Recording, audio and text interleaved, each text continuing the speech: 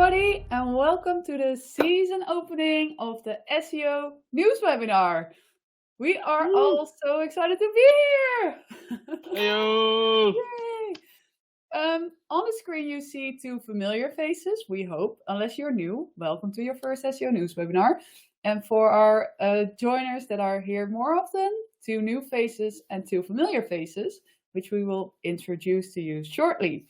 So Taco and I are here as your host today.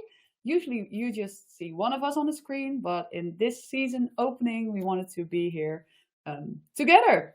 So before we introduce our amazing speakers, I will give you some household notices, especially when you are new to Crowdcast. This is really useful to know, and it also allows some people that might be a bit late to join in before we get started. Okay.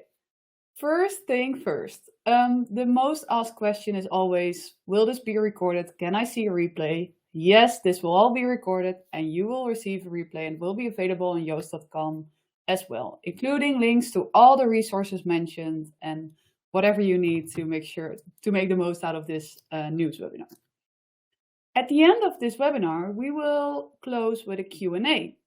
Any questions you have related to the news, can be posted in the Q&A section of Crowdcast. It's the question mark box at the right of your screen if you're on a desktop, and there's a box in the bottom of your screen if you're on mobile.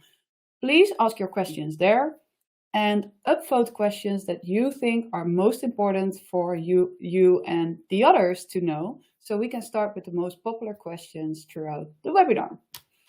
Okay, Taco. Over to you to introduce one of our new hosts. So now the pressure's on me. Okay, I think I got this. It's been quite a while, so I'm a little bit nervous, but we can do this. I am so happy, so thrilled, and so absolutely proud to present to you our own queen of SEO, Carolyn Shelby.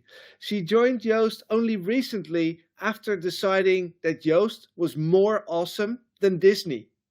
So she brings all that energy and all the knowledge from the big companies that she's worked at in the past to Yoast, to all the 13+ million websites that Yoast SEO powers. So please put your virtual hands together for Carolyn. Yay! I can put real hands together. That's cool as well. And on the other end of the screen is Alex Moss.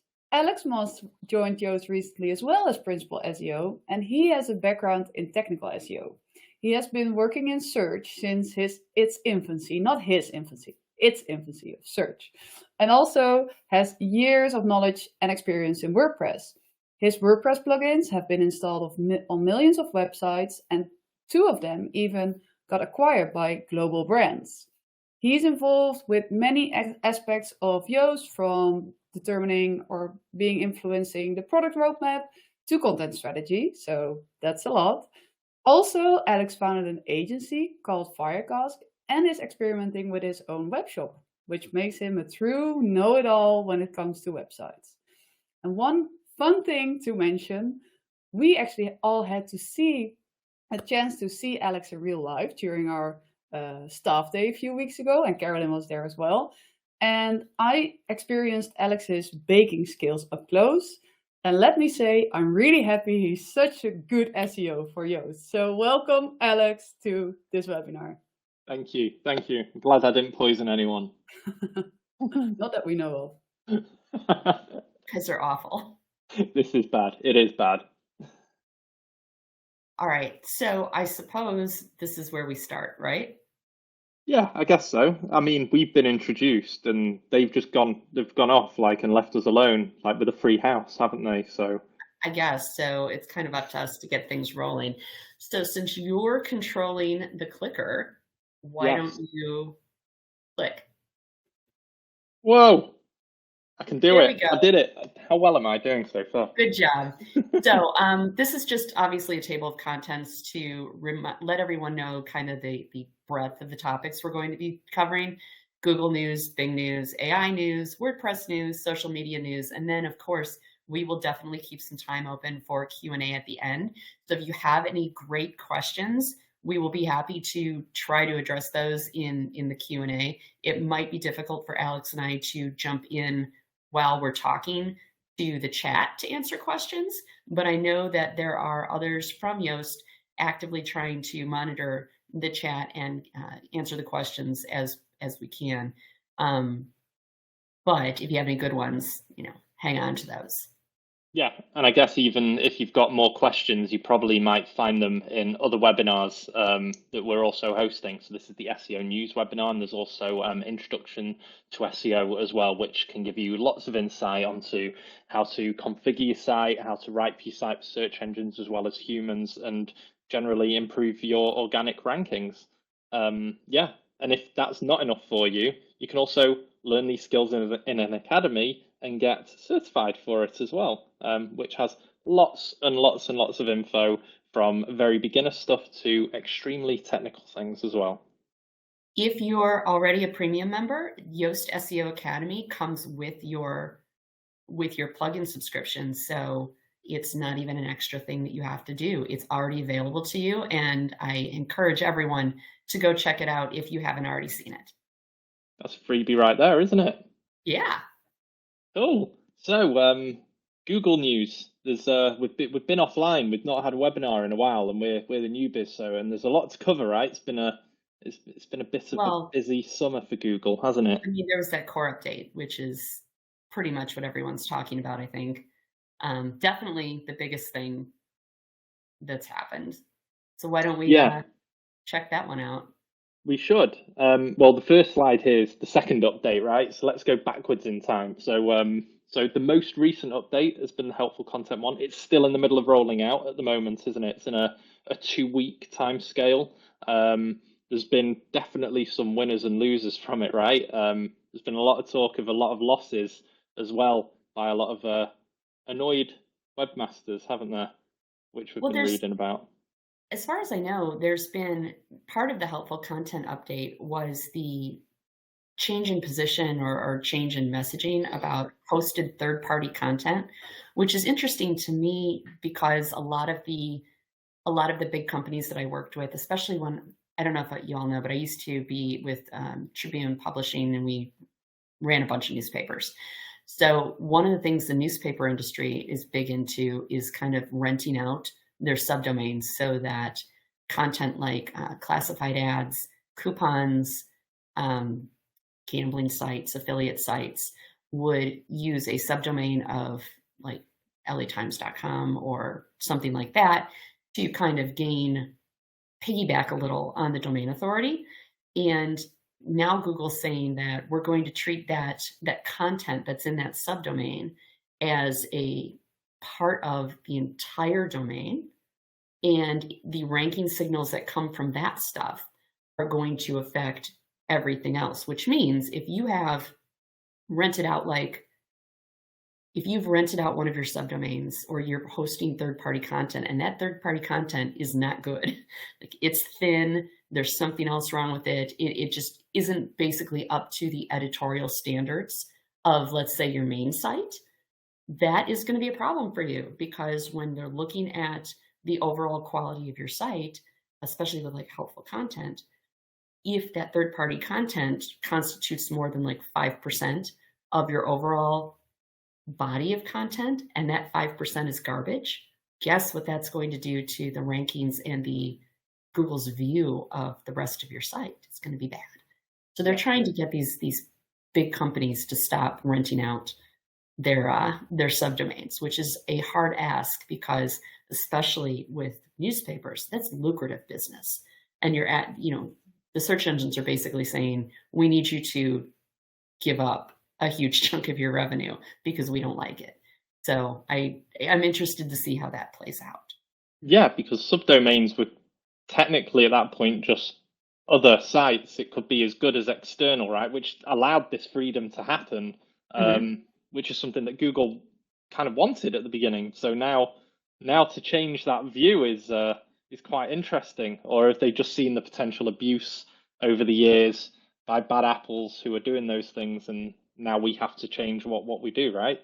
I really bet that this is kind of one of their little social engineering projects where they know it's being abused. They're trying to curtail the abuse, and this is the way they're going about it. I don't know that it's necessarily I don't know that there's a technical requirement for this to happen. This definitely feels a lot more like a preference on their part. But it's good to keep in mind, if you are hosting third-party content, if you're tempted to host third-party content, you really need to make sure that it's contextually relevant content and that it's quality. You can't just put anything up there and think that you're going to be able to isolate it enough to not pollute the ranking signals that the rest of your site is giving off. So that was one of the bigger, oh my goodness, this is huge kind of things in this rollout for me.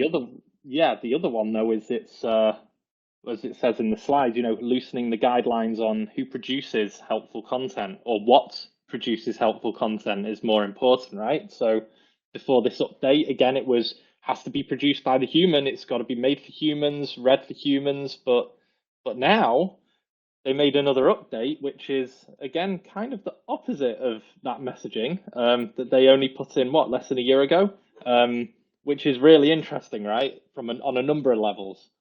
Well, I don't think they can tell the difference between what's written by AI and what's written by people. So that could have something to do with it. I would say definitely. And maybe it's something they're working on, and in 5 years' time, it'll get reversed again, just like subdomains, right? It's an interesting one. Maybe, but I don't even know. As the learning models get more mature, I don't know that. I think the lines between what's written by the AIs and what's written by people are going to blur to the point that it's just really, unless there are glaring factual errors, I think that what the AI can write is better than what you can get from offshore content mills right now. So if you had the choice between AI content that's good or offshore content mills that are writing human content, but they're not as good as what the AI is doing, naturally, I think Google is going to say, yeah, I guess the AI is okay.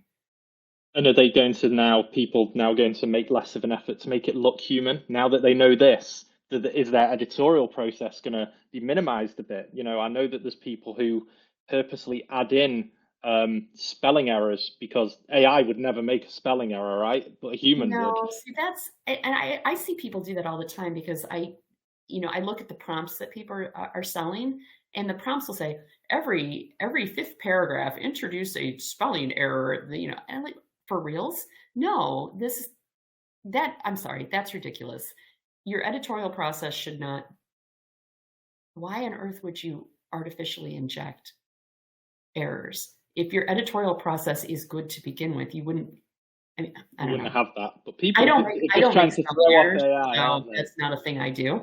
But yeah, the only thing you should be really worried about are those factual errors, the hallucinations, and the just maybe the learning model that you've got is, or the language model you're using isn't quite as up to date as it could be. I would be far more concerned with factual accuracy than I would be with spelling accuracy. Good Lord. Of course. Well, other than the helpful contents update, there's also been a Bard and search experience update. So talking about AI, right? So they're improving things on a product level, but for SEOs, is it making it harder for us? Maybe the improvements to Bard, more injection into the SERP, can make it harder for a purely organic position one to be there, where it may be the argument that there's a lot of zero click in a SERP nowadays, which for people who may not understand zero click is when you essentially get the answer right within the search page, and therefore there's no need to visit a third-party website outside of the search engine. So would you think that's a worry now, an increasing worry as time's going on for SEOs? I think ultimately what's going to happen is if your business model is based on just eyeballs, so you're getting paid on a just how much traffic you're driving. I think if your business model is answering questions like that, yeah, it's a huge worry for you. I think when the questions that people asked are more purchase driven. They're researching something to buy a product. I think ultimately it's going to be less bad for brands. It's going to be less bad for people that are selling something or looking to doing anything that would require more than just answering a question, right? But if your entire business model is, I've set up this huge website and all I do is answer questions and I'm waiting for people to come to my site so I can show them ads and that's how I monetize it, that's a business model I think you're going to want to revisit before you end up in the poorhouse. Oh no, what happened to your sound? You're muted, Alex. I clicked mute because I had a barking dog and he stopped barking, but then I started barking and you didn't hear me. Sorry about that. I think your t-shirt that says you're on mute, Alex. Yeah. So yeah, as well as Google doing more stuff with Bard, they're also doing stuff with Gemini, right? Which I guess is their product name for the OpenAI competitor. So yeah, it's interesting that they're building more on Gemini, creating and developing the LLM. I wonder what do you think that'll do to OpenAI itself? I mean, they're more of a Bing friend at the moment, but Google hasn't caught up quite yet, have they? I've heard rumors that the Google LLM is going to be more up to date than OpenAI is, which would be interesting. And that would definitely be a reason why people would be inclined to, if not abandon OpenAI, at least give Gemini a try. That could be a huge differentiator, actually. Google's always been one where if somebody else has something, they need to build their own. And then it kind of divides the marketplace. Google ends up with their thing, and then everybody else bands together and tries to, become the Avengers. And is it Avengers Assemble? I forget. Comic books, not really my thing. But band together to fight, the big Goliath. So I don't know. Sometimes Google comes up with really good things. Sometimes Google, is also a runner-up at Johnny Come Lately, and it just not maybe as good as the original. So I don't have any predictions on that. I'm interested to see how it plays out, though. Yeah, because I thought that Bard might have really not taken over ChatGPT, but because of its mass adoption and ease of mass adoption over Bing, that maybe that was something they could have won on. So maybe they're taking this a bit more seriously, and now also have to think about the searcher, people like us who are trying to optimize for that search engine and everything else, which I guess is more experimentation they're putting in the SERP, like our next topic, right? Which is the indented search results drop, which is kind of, they're playing around still with the SERP by taking some information away. I know that they did it with the FAQ and how-to snippets, which are now, they completely disappeared from desktop, aren't they? Except for a very handful of very authoritative sites, which the normie will never be. Well, I have a couple feelings about, especially the FAQs disappearing from the SERPs. On the one hand, I think people were abusing the schema for the FAQs, and this is why we can't have nice things. Google's been known to do that in the past. People abuse something, they take it away. So people were applying that FAQ and the how-to schema to things that were not FAQs and weren't really telling you how to do anything. And it polluted the results and made the results bad. So there's that part of it. But then there's also, those took up a lot of room in the SERPs. And if they're going to start using the SGE and the Bard things, they need that room in the SERPs to have this other stuff. So at some point, something's going to have to go. You can't keep overloading it with stuff. Eventually, there will be so much stuff, there won't be any results, and it's not going to look like anything people are accustomed to. So I think it's a little from column A, a little from column B, but I bet a lot of it has to do just with we need the room to do other stuff. Yeah, I mean, I see the point with the FAQ and how to. I mean, I know loads of people did that and abused it. And I also saw as soon as you click one question and get the answer, it actually populates more questions and answers. So it actually takes away from getting to position 2 or 3 or whatever it was. But it's the same with indented search results. I mean, personally, I think maybe that it's just for a brand level. You know, if you're searching for a brand, so if you search for Yoast, then maybe naturally it would tell you about us, our history, contact us, that those four that can be there. But if I'm searching for Adidas, do I want to know that I'm going into men's or shoes? Which one should I choose? And maybe the intent of indented results might be confusing people into going into the wrong area, which is again interesting because I've only now got one link instead of 5, right, to go into the same result. So we'll see how that actually affects the SERPs, because I'm sure if it didn't work, they'd bring it back, right? Or would they? I don't see why they wouldn't. They could, you know, if they're known to roll things out and then back them up if it didn't have the results they wanted. So I mean, they're really into playing with things and testing. It's possible things could come back. The indented search or the indented results were so controllable almost by just what's in your top nav that it's I mean, it was great, it was convenient if you could do it right, but maybe this will take some of the pressure off of people in doing weird things with their top nav to attempt to manipulate that.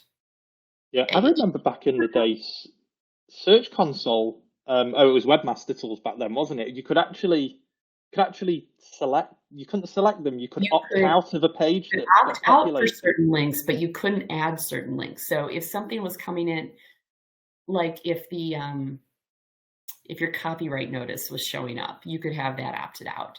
So if something was in there that was clearly in your top nav that was there not to promote anything, but because it was required by legal, you could definitely opt out of that one. But you couldn't offer suggestions like your Black Friday sale, which I'm sure everybody on the planet would opt into if, you know, as Black Friday approached. So it was, you know, it was an interesting thing, but it was, they need the room. I'm sticking with they need the room to test other features.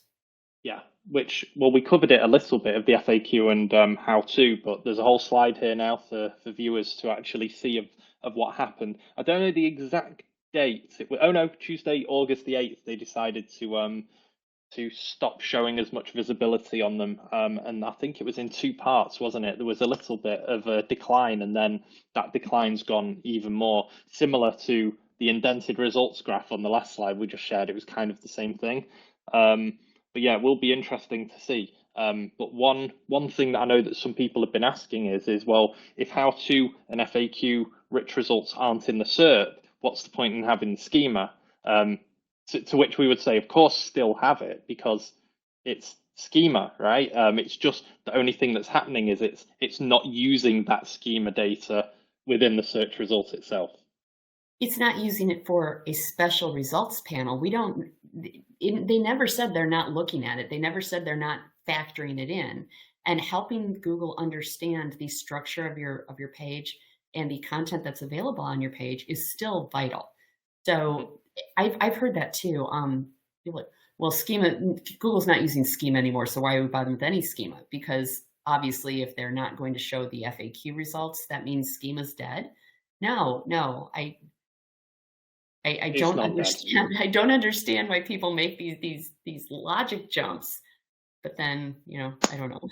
I mean, I guess you can say this week, I think it was Gary Isles said at some conference that links aren't in the top 3 of ranking factors anymore.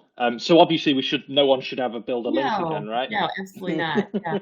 So just real quick on that one, what I would tell clients and, you know, report back to the boardrooms when things like this would happen is, just because it means it's not in the top 3 doesn't mean it's not number 4. We don't know where it's at, not in the top 3. And we also don't know what the differences are between 1 and 2 and 2 and 3 and 3 and 4. I would assume this is like Olympic level swimming scores. The difference between 1st and 4th place is like 4 100ths of a second. You don't know how important that is. So yeah, just, you really have to do like some Clintonian dissection of anything they say, because it depends on what the meaning of the word is.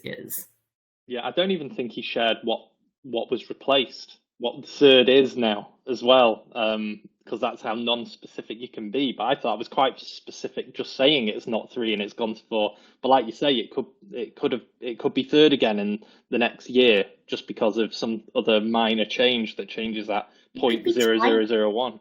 What if it's tied with third in score value, but third comes in alphabetically first in the sorting order? Ah, you're going by that granular, right? Yeah, you don't know. We have no way of knowing. So let's not assume that links are dead. Let's just assume that exactly what he said. It's just not it's not the third most important thing to do. It's maybe the fourth. I was trying to think of a ranking factor with a letter before before L now, or it could be backlinks. At which point you are screwed, right? You've only got A or B to deal with. Did he talk about backlinks or did he talk about links? Because they're very specific in their language. Yeah, that I don't know. I believe it was backlinks. Believe it was, or external. You know, a link from external. But yeah, it happened so quickly we couldn't even get it into the news. It's fine. You'll have to tune in next month, right, to find out the answer to that. But yes, that's a how-to and FAQ. And the last bit of Google News is they're getting old, aren't they? Aren't they all old? And they've moved out the house and they're getting their own career now.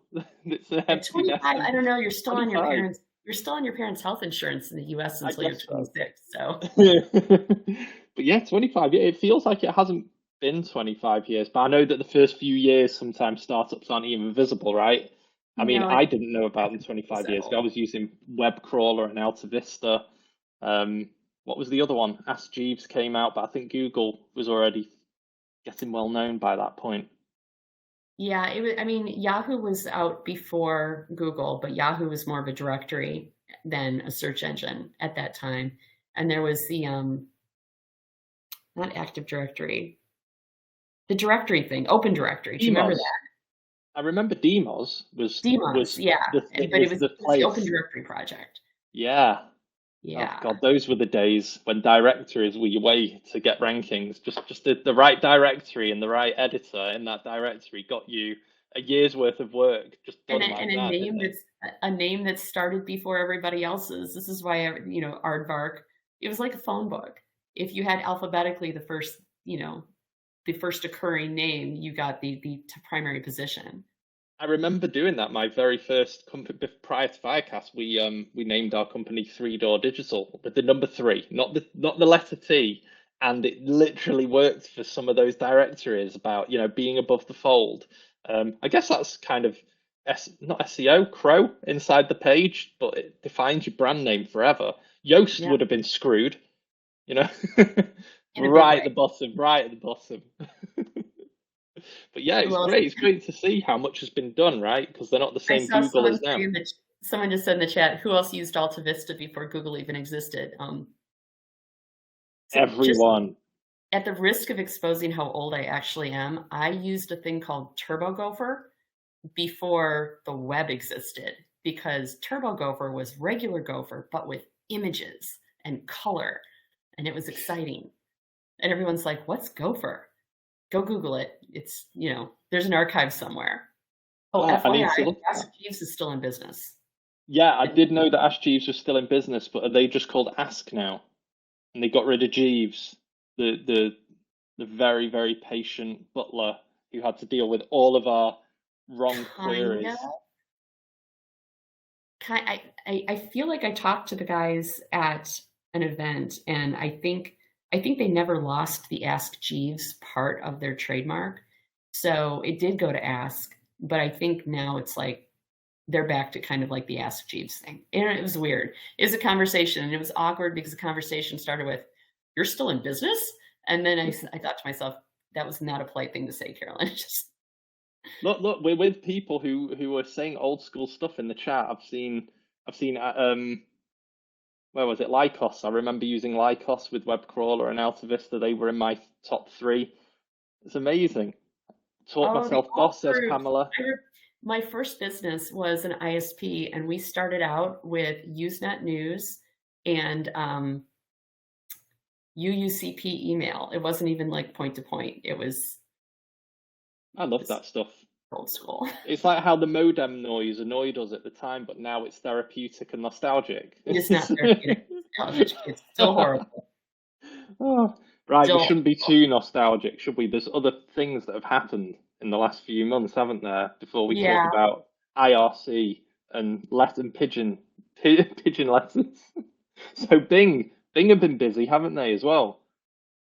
Every time someone says Bing, I am reminded of that Monty Python skit where they've got a machine that goes Bing, and I cannot get that out of my head. And it's been years since that happened, but I've got a small child. I've got a small kid now, and there's a show called Bing with a rabbit, which is actually, it was touring in Vico when we were there a couple of weeks ago.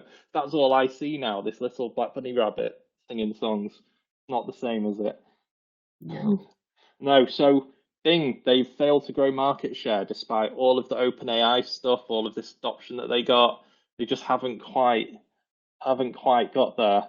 But yeah, I don't know. What do you think is in the future for someone like Bing? I thought that OpenAI was finally maybe a bit of, not a monopoly grab, but taking back a bit of that competitor gap from Google, which is just taking so much and too much of a behemoth, right?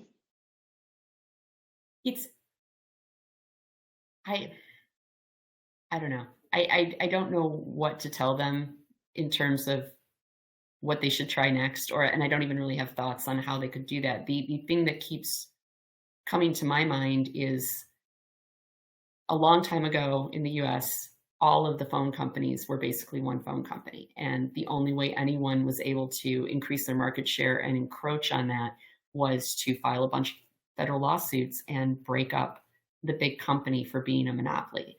So I see a lot more attacks coming on Google from other businesses that are quietly urging the politicians that they have in their pockets to go after Google for being a monopoly, which is going to make life interesting. And the big guys really are kind of monopolistic. Like, if you look at the way that they control their market share and they control prices.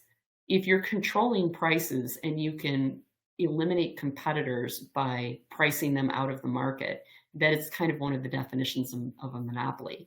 And that's an opening for the governments, either in the US or in Europe, to come in and make some changes that will break you up. And I have a bad feeling that the only way Bing is going to be able to make those inroads that they need to make to change the momentum would be with someone coming in with a sledgehammer to break up Google. But that's, I don't know. I'm speculating. Yeah. I mean, with that, they're trying to make things better for SEOs, right? So one of the things they're doing is deprecating the disavow tool, which is interesting because it's been around quite a bit. Both Google and Bing are doing it, as well as other search engines. But now Bing's claiming they have the technology now through AI, of course, to understand bad links worthy of being disavowed automatically, right? And it's being taken away from us. What do you think about that? Do you think that's a good thing or a bad thing? I mean, I would say it's good because you don't need to manage it, but it's bad because AI may incorrectly see something worthy of disavowing that may be legit, right? Because we've all been through those lists when we want to disavow and we've said, no, that's right. That's something we do want to keep. Yeah. I don't know how much maybe in the beginning it was something they actually used. I feel like it's really grown into a tool for tattling on people. Submitting disavows on people you don't like, submitting disavows just because you're spamming and jamming and now you want to clean up, and just because you accidentally picked up some links that are, would cause some damage. I worry a lot about the AI and the false negatives or false positives. Yeah. You know what I mean? AI making a decision that's not the decision I would make. But all of this is naturally solved by don't buy backlinks and don't spam. Yeah, but people don't listen to that, right? They're still going to try and game that system forever. And in 10 years, these rules will still be the same, but in a different way. I keep saying that most of all the content, the helpful content updates and the explanations, it's the webmaster guidelines. If you read the webmaster guidelines from when they first wrote them out. I think it was in the early 2000s, wasn't it? Maybe even before that. Mm-hmm. The ethos is the same. Stop trying to abuse the algorithm. Make something that's going to be useful to a human. And people go, all right, let's see how we can test the waters on that interpretation inside your algorithm. Yeah. Being good is so unfun though, right? Yeah, it is. Well, you got to have a little bit of a test, but you've got to wait for someone like Interflora to mess up, or BMW, and make those use cases that represent something for the future. I'm just wondering who that's going to be with the AI content, example that's going to be made. Someone, because someone's doing it, right? Someone's abusing it now, and they're going to be made an example of at some point, and SEMrush and Systrix will tell us who it is and how it was done. So I'm excited. I'm always excited for those things. Of course, there's a loser in that, but they're taking the risk, aren't they? Yeah. With that kind of SEO. And don't feel too bad for them, because I'm sure they're making tons of money in the meantime. They're gonna ride that wave until it crashes and pick up a lot of money as they go. Yeah. Well, so as well as disavow tools being deprecated and taking some of the stuff, they're giving us even more data to look at. So I guess there's a little bit of give and take, isn't there? They've taken away a job from us, which is all right, but they've launched enhanced performance reporting, offering a bit more insight, which is always good to compare to Google's own data as well, to see how well things are doing or not well or inconsistent between the two. And I wonder how much of this is a response to people being concerned and complaining about how much Google's taking away, with the GA4 and people having a hard time figuring out how to make those adjustments and recreate the reports. And then it seems like every time you turn around, there's less stuff that you used to use in Google Search Console. It seems like a good marketing plan for Bing to respond by, well, if they're going to take it away, we're going to give them more data and lure people over to using those tools. Which is good. And they're giving you Bing chat data, although it's not specifically filtered. So you can't actually see the stats, which I wonder why that is. Is it because they're not as strong as people thought? That kind of stuff. That'd be interesting to see how that grows over time as well. Yeah. And on the other side of Bing chat, Bing have also released more controls on how to chat, how to use Bing chat, and whether to include it, kind of like ChatGPT bots exclusion in robots.txt. This is another method of no cache and no archive to disallow Bing from using content, especially within Bing chat. But yeah, you've got some good thoughts on whether you allow AI bots such as OpenAI, such as Bing chat, or I guess same thing, to using or not using content from your own site, because there's arguments to both. Yeah, and I think so. I definitely publishers, so like the New York Times, the newspapers, people that are writing breaking news and doing that research, they don't need someone coming through, crawling all their stuff and they don't need someone crawling their stuff and basically plagiarizing their content. And then the other people I can see where it would be a good use of a block is when you spend a lot of time custom writing the descriptions for your products. So you've got an e-commerce site and you're not using those stock descriptions, which no one with an e-commerce site should be doing. You should be customizing your descriptions. You have a style, you have a unique way of talking about that product. You don't want that ending up in the language model. You don't want anyone stealing your style. I would block that too. So I think it's a good thing that they're providing these. I wouldn't say blanket block everything. In certain cases, maybe, but I think those cases are rare. Yeah, and it's also worthy of note that we know that both this and blocking ChatGPT bot is going to be a feature in a future release of Yoast SEO. A very, very soon feature. I think we're going to have it out in time for Black Friday. Oh, that's what you want, right? That's the plan. something out in time for Black Friday. So yes, that's all the Bing news. Now there's AI news, because AI is just a little bit of a hot topic, isn't it? So yeah, this is what we're just chatting about. you can block ChatGPT bot. I've realized we haven't been online for so long that this wasn't out when the last SEO news webinar was on. So anyone who doesn't know, OpenAI gets information from other websites in order to fulfill a command or a question that you may be asking. This is an option to disallow any ChatGPT bot known as CC bot from crawling your website. You can do this inside robots.txt. Yoast will have a more basic version of doing it site-wide. But if you really want to get granular, you can use any of the robots.txt rules to say exclude certain directories but include others. But yeah, it's nice to know that they've at least acknowledged it quite quickly. And we'll also be interested to see how much the answers will change over time, because what I don't know actually the answer to, maybe you do, is if I put that on today on my website, how long will it take to be removed from OpenAI's LLMs? So is it my instant? understanding is that it's not going to remove anything from the LLM, but what it will prevent it from doing immediately is it will prevent someone from writing a prompt that says, this is my competitor's page. Look at this page and then rewrite content for me that will outrank their page. Because then it would go and it would look at the page and then it would write all the new content. So if you have this blocked, it'll say, I'm sorry, I can't retrieve that content. And then depending on how it responds, the person who tried to copy your content may not understand or realize that they're just getting back generic hallucinated information. Yeah. Well, that's good to know. And as well as that, they've been busy releasing a third version of, how do you pronounce it? Dali? I'm thinking of Wall-E, the film. I think it's Dali, like Salvador Dali, but in a different spelling, the yes. AI version of the spelling. But yeah, no, lots of stuff happening there, and it'd be interesting to see how that performs, as well as Gemini, obviously in the race there, which is really interesting to see.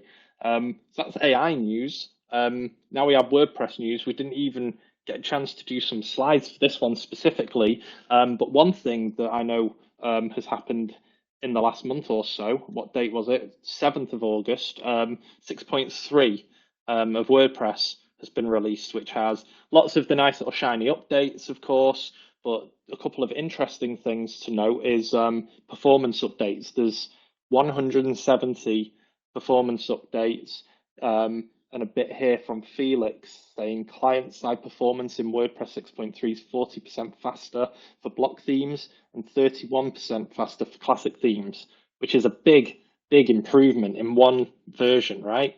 Yeah. So that's huge there. And also server-side performance, particularly for block themes, server response times 90% faster. 19, not 90.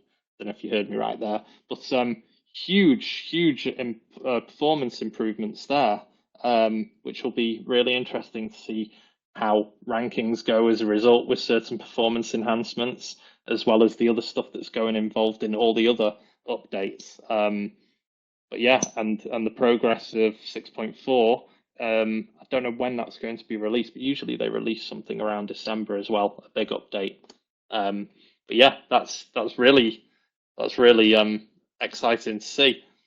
And lastly, WordPress Accessibility Day is tomorrow and the day after. It's, if anyone wants to visit, it's 2023.wpaccessibility.day. Today I've learned that day is a GTLD, is it? Just a normal TLD? I didn't even know that. But I'm sure, Taco, if you're listening to share the WP accessibility. Oh, there he is. Amazing. So yeah, that's happening tomorrow and the day after, which is great for WordPress as an ecosystem. Obviously helps things with accessibility in general for users, which in turn helps for SEO. But yeah, it's nice to know that that's a 24-hour hackathon, I think, or just ongoing talks as well in different tracks. And I believe it's also free to join. So yeah, it's really cool stuff happening in WordPress. Is there anything else happening in WordPress from the top of my memory? I don't think so. No, the big thing with 6.3 that I just wanted to call out is that they've dropped support for PHP 5, which no one should be using realistically, but you would be surprised how many sites I encounter that are using super old versions of PHP, and they aren't doing the updates. They're hundreds of updates behind. So if you do have a very old site that you haven't updated in a while, please, for the love of God, update your site. Yeah, I mean, people should be updating their sites anyway for performance generally, Yes. not just in core, but Well, security. third-party plugins. Yeah, so many reasons why. I don't know why people just leave them. But yeah. And lastly, social media news. TikTok have tested a partnership with Google and enhancing search results. I mean, I'm old now, right? I don't do TikTok. I don't understand these 8-second videos. I mean, as a marketer, of course, I understand the benefits of them to reaching wider audiences, but you don't see me dancing at what looks to be like a wall if you're passing down the street. It's really just a phone there, right? But it's really interesting the way that TikTok's doing that for revenue. Both for themselves and for the creators, I'm sure. But yeah, TikTok hasn't been as loud as they have been in the previous 12 months, right? I think there's a lot of I don't know. I think it might have something to do with the whole. There's concern that TikTok is owned by Chinese communist companies or companies that are forced to cooperate with the CCP. I think there's a lot of weird political stuff going on, and their plan has just been lie low, make partnerships, move forward, and stay off the radar in terms of the bad publicity. Just probably a good strategy. If Google's mad at Elon Musk and they're mad at Twitter, they're going to need to replace the moving video things in the carousels with something, because they don't want to rely on Twitter X. So it seems like a logical partnership. Google is probably the way to go, because we've already seen that Bing's market share isn't nearly what Google's is. So good for TikTok. Yeah, and we haven't mentioned Mr. Busk either in social news. I mean, he hasn't really done much, right?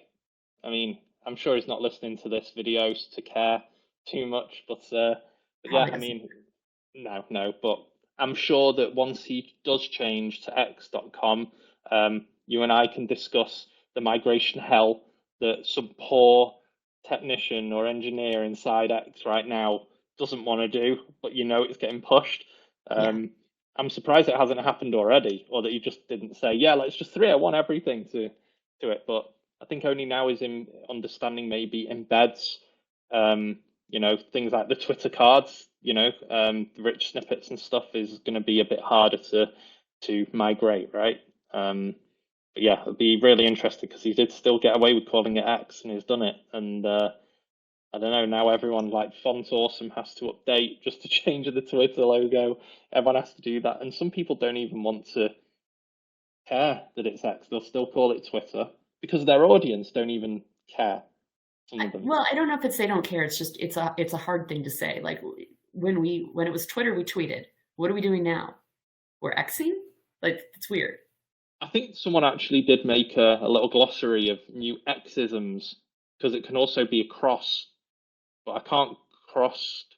I just crossed on X. I don't even know the terminology. Yeah. See, that's in itself. This is why branding is important, right? Yeah, very important. But yeah. And lastly, let's finish off with some Yoast news. The Yoast news is that we've got AI embedded within Yoast as the plugin, which is great. And we've been testing it. It's one of the first things we were doing when we started with Yoast. And I found it really useful, even though I'm subjective now, aren't I? But I've got to say it has been useful because, like you say, it helps with writer's block, even on any level from content. But for something like title and meta descriptions, because we haven't gone into full content suggestions yet, we wanted to dabble. And this was in the old days when Google told us that humans had to write content, right? That was 3 months ago, back in the Stone Age. So now we need to up it a bit. So, but yeah, it's really helping a lot. There's been massive uptake on a beta test and soft launch, and I know it'll be growing into more installations. But if you do want to update now, you can use those things right now, which is really handy. It is in the premium plugin. I don't believe it's available in the free right now. So if you do have the premium plugin and you have not seen it yet, there's a way to turn it on in the configurations. You just have to find the little card for AI and click the button to make it go. But it should be there for you. And if you see use AI to rewrite the title and it's grayed out, it probably means you either don't have it enabled or you haven't updated your plugin. So just make sure you get that handled and you'll have access to the new AI functionality. Easy, isn't it? Except AI should just select it on for you anyway. It should know. It should know. We're not there yet. So yeah, that's. Oh, here they are. Ninka and Tad. Here we are. They've come back home. The house is tidy. We didn't burn it down yet. Yeah, that covers everything. I think our last thing. I don't know if anyone here wants to go through Black Friday specifically. I think it's worth mentioning that we have a whole campaign coming up for all of you in the audience who own a shop and want to be prepared for Black Friday. We are here to help. We have a checklist for you, and we have a whole range of webinars coming up that go more into the deep end on e-commerce SEO topics. So definitely go check out the checklist, and we'll help you prepare. Cool. Sounds good. Put the button up, and then I think it's time for some Q&A. Real quick, I did see minimum PHP version for WordPress. The minimum PHP version for WordPress right now is 7.4, but I think most of my new installs are later than that. I think 7.4 is bare minimum. So there you go. Cool. Yes, Taco, Okay. turn on your mic. He's just patiently waiting for us to finish. I was saying so many things. No, I think it's time to look at the Q&A because we have a lot of questions and only a few minutes left. Yeah, sorry, we both waffle a bit, don't we? You know, we'll have to. I told you there were too many slides. We talked too much. All right, so Johnny starts with the most upvoted question today. What are your thoughts on integrating chatbots into websites and blogs as a value-added feature?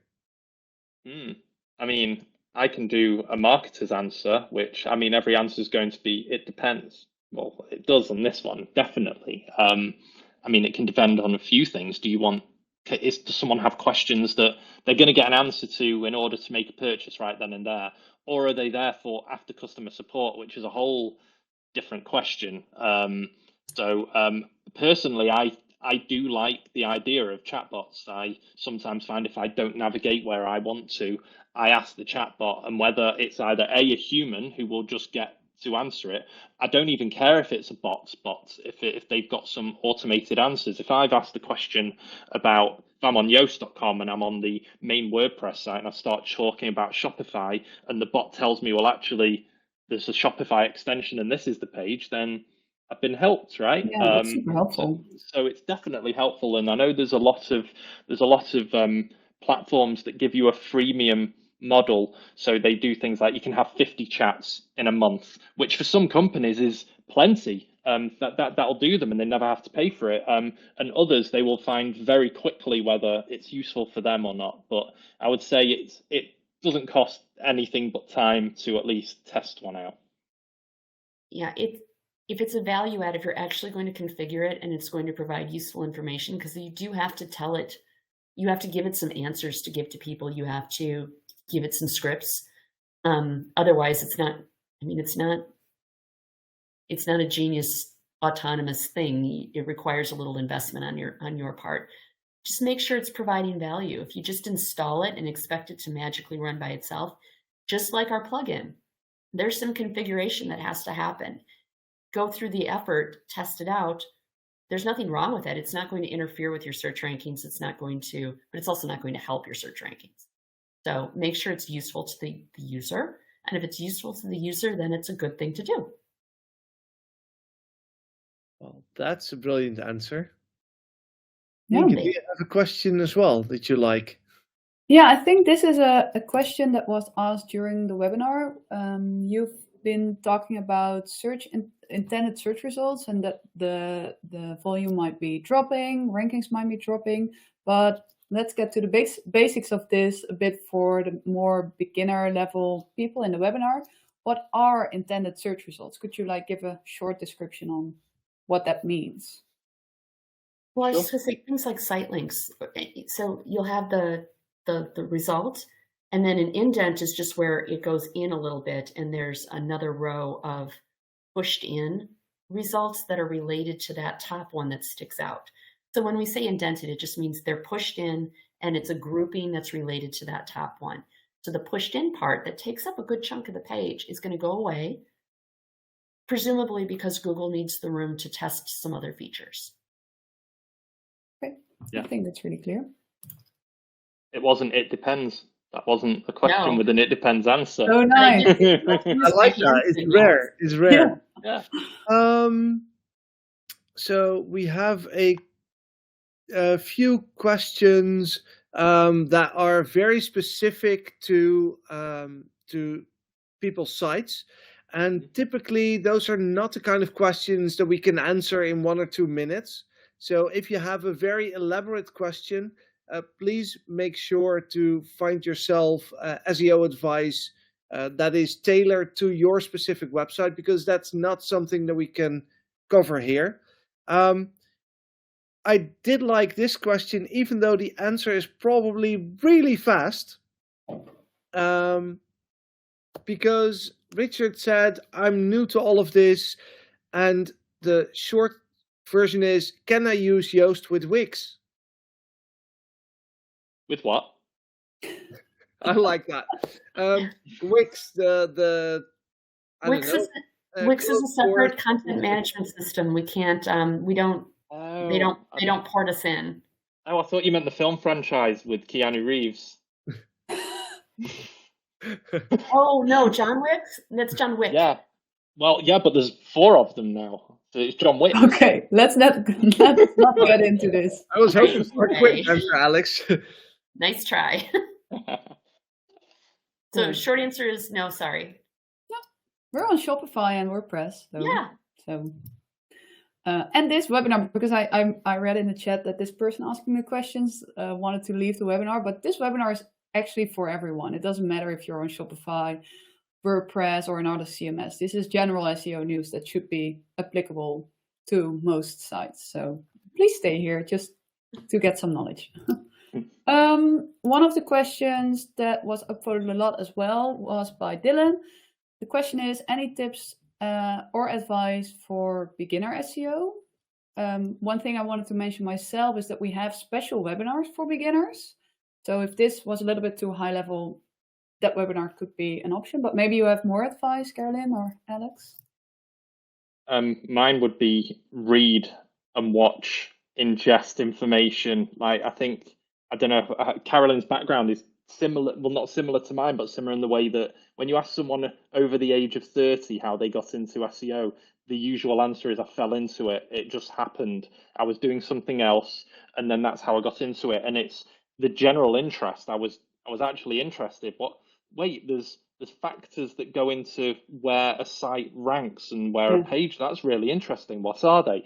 And then you kind of go into that web of questions and answers. And as you read and ingest more, you'll find that you gravitate towards a certain discipline within SEO, because there's so much more than that. And in marketing in general, because SEO is a discipline within marketing, which is huge. But yeah, I would say just read loads, go to more of these kind of webinars, just stay up to date, and don't try and abuse the algorithm, because whether it's in a week or a year, something bad will happen. Read everything you can, but ultimately make sure that you're creating value for your user. Just regurgitating what somebody else has written, but better and more optimized, isn't really adding value. Make sure that what you're doing is great for the user, a great experience, educational, they're learning something. Focus on that, but then read about the SEO to make sure that you're not doing anything that would prevent the search engines from crawling your site or misunderstanding what you're providing. And then if you're using our plugin, not that I'm selling it or shilling for it, I'm just saying, I've seen a lot of sites do this. just installing the plugin doesn't make it work. You have to configure it. So make sure that everything's configured, you're reading and you're adding value. And I think you'll be on the right track. Cool. And just for, if you're not familiar with the plugin yet, there are tons of links in each check that we do that give you more resources on that topic if you want to learn more. So even from the plugin, you can start learning and also learn by doing, of course. One more question, Taco, just as we are on the spot. I think the most voted question should be a quick one to answer. Yes, for sure. So that's a question by Gil, and Gil asks, sorry, are you saying there's a way on Yoast to block ChatGPT? There will be. Imminently. Imminently. I'm positive, but don't hold me to it. I'm pretty sure this is going out in an update that's going to be before Black Friday, in time for Black Friday. So watch for the announcements. There will be an update. It's coming. We're working on it now. I've seen it. It's happening. Wow, this is actually a little bit of a spoiler on what's coming. I love it. I think that's a great way to end today's webinar. And Yep. Alex, I think you have the magic button to move on one more slide. Yeah. Because we have another webinar coming up next month. So besides the whole Black Friday series, there's also the next SEO News webinar. Alex, you'll be back. Oh, no. Right? Carolyn, you'll have to deal with us again. I will be back with also. you again. Actually, I will celebrate my birthday with you next month. So October 31st, I expect all of you to come join us and celebrate my birthday with us. That's so cool. Thank you so much for joining us today. It's been amazing. Thank you, Alex. Thank you, Carolyn. And thank you, Nienke, for co-hosting, because that was a first. And I loved it. Fun. All right. Thanks for having us. See you Cheers next for coming, month. guys. See you Thanks next month. all. Bye. Bye.